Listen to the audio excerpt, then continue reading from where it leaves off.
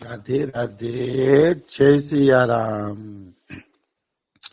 કાલે આપણે સખી ચરણદાસજીના ચરિત્રમાં પ્રસંગ જોયો તો કે એને માલપુઆ ખાવાતા અને હેરાન કરતા હતા. માલપુઆનું ચિંતન રહેતું હતું તો માલપુઆને બંદરોને નાખી દીધા. હા, બંદરોને નાખી કે લે મન ખા, માલપુઆ ખા તું. આવી રીતે કડકાઈથી સંતો મનને મારતા. આ તો પ્રસંગ આપણે કાલે જોઈ લીધો. હવે આગળ વધીએ. થોડા દિવસ પછી કાર્તિક મહિનાની નિયમ સેવા ચાલુ થતી હતી. અમારા ગૌડીય સંપ્રદાયની અંદર કાર્તિક મહિનાની અંદર નિયમ સેવા હોય છે. કાર્તિક મહિનો આવે એટલે કંઈક ને કંઈક નિયમ સેવા ચાલુ થાય. કોઈ કઈ નિયમ લીએ, કોઈ કઈ નિયમ લીએ, અલગ અલગ પ્રકારના બધા નિયમ લીએ. હા, અમારા બાબા કાર્તિક મહિનામાં 5 નિયમને મહત્વ આપે છે. હા, એક તુલસીની સેવા, એક ભગવાન નામ સંકીર્તન, શ્રીમદ ભાગવતનો પાઠ અને સવારનું સ્નાન અને તુલસીનું કંઈક પૂજન. એમાં એકાદું ભૂલાઈ ગયું છે, પણ 5 નિયમ અમારા બાબાના અતિ પ્રિય છે. હા, કે કાર્તિક મહિનામાં એ 5 નિયમ તો કરવા જ જોઈએ. વાહ, એવા કાર્તિક ગૌડીય સંપ્રદાયનો કોઈ પણ સાધક હશે, કાર્તિક મહિનામાં નિયમ લઈને ભજન કરશે કરશે કરશે. હા, કારણ કે કાર્તિક મહિનો અમારા આચાર્યો એમ કહી ગયા છે કે ભજનનો મહિનો છે અને એમાં ભજન કરવાથી ભગવાન બહુ ઝડપથી પ્રસન્ન થાય છે. એટલે કાર્તિક મહિનાના નિયમ ગૌડીય સંપ્રદાયની અંદર બધા લેતા હોય છે. જેને જે નિયમ ગમે એ, બરાબર. તમે ભાગવત વાંચવાનો નિયમ રાખો કે ભાગવત વાંચવું છે તો પણ ચાલે. હા, તો કાર્તિક મહિનામાં નિયમ સેવા ચાલુ કરવાની હતી ને, તો કલકત્તાથી સત્યનારાયણ પાલ રાધાકુંડ આવ્યા કાર્તિક મહિનામાં ભજન કરવા માટે. હા, અમારે પણ અમારા બાબાના ઘણા ગુરુ ભાઈ બહેનો આખો કાર્તિક મહિનો ભજન કરવા અહીંયા આવે છે. બરસાના મેં જોયેલું છે. હા, કાર્તિક મહિનો આવે એટલે આખો મહિનો નિષ્ઠાપૂર્વક બરસાનામાં રહીને ભજન કરે. હાલાકી નિયમ તો એવો છે કે ભજન તો હર પળ ચાલુ રહેવું જોઈએ, હર ક્ષણ ચાલુ રહેવું જોઈએ. કાર્તિક હોય, માગસર હોય, મતલબ શું છે આપણે એમ? ભજન હર ક્ષણ ચાલુ રહેવું જોઈએ. પણ છતાંય કોઈ વિશેષ મહિનો હોય, કાર્તિક છે, શ્રાવણ છે, એવા વિશેષ મહિનામાં વિશેષ રૂપે ભજન કરવું જોઈએ. બિલકુલ. એનો એક અલગ પ્રભાવ હોય છે. એમાં આજથી તો નવરાત્રા ચાલુ થાય છે. અમારા ગ્રુપની અંદર અમારા બાબાને એક બેને પ્રશ્ન કર્યો. હા, કે બાબા, નવરાત્રીમાં દેવીની આરાધના કરી શકાય?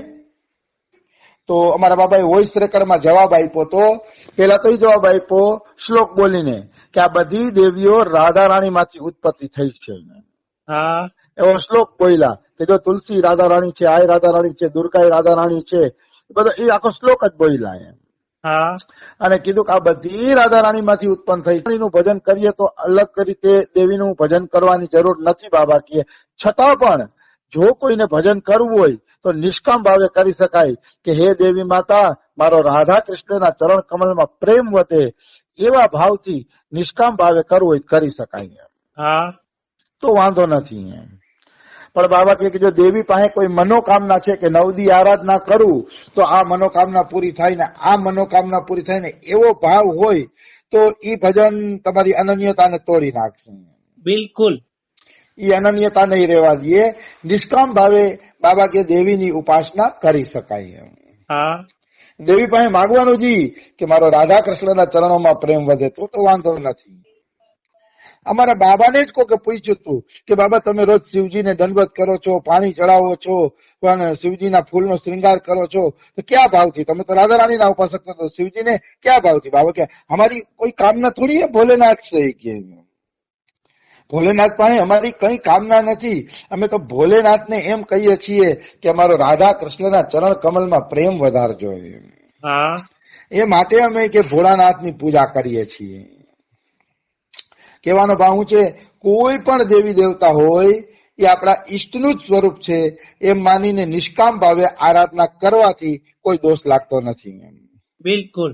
દોષ જ સકામ ભાવનો છે. માણસ જયારે સકામ ભાવ લઈ આવે ને ત્યારે જ બધા દોષના ડુંગર ચાલુ થાય છે.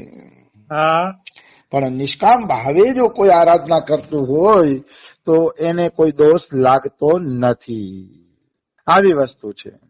એટલે મનુષ્યએ સાવધાની પૂર્વક નિષ્કામ ભાવે જો માતાની આરાધના કરે કે કોઈ પણ મહિનામાં કોઈ પણ દેવી દેવતાની, શ્રાવણમાં શિવની આરાધના કરે, નિષ્કામ ભાવે કરે છે તેનો રાધા કૃષ્ણ પ્રત્યે પ્રેમ વધી જશે.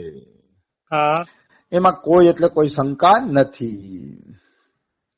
તો કાર્તિક મહિનો આવ્યો એટલે કલકત્તાથી સત્યનારાયણ પાલ રાધાકુંડ આવ્યા ભજન કરવા માટે. હા. અને એ સત્યનારાયણ પાલ સખી ચરણદાસ બાબાના દર્શન કરવા આવ્યા અને દર્શન કરીને પ્રભાવિત થયા કે ધન્ય છે આ સંતને કે જે 3 જ ઘરેથી મધુકરી માગીને જમે છે. હા.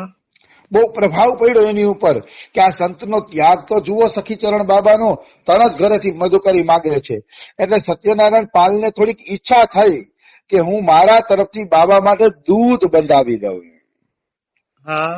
જો સત્યનારાયણ પાલ એમ કહેશે કે બાબા 5 હાથ ઘરેથી તો મધુકરી માગો એટલે પેટ ભરાય એટલા ટુકડા મળી જાય તો બાબા માનવાના નથી. કારણ કે બાબા કઠોર વૈરાગ્યનું પાલન કરતા.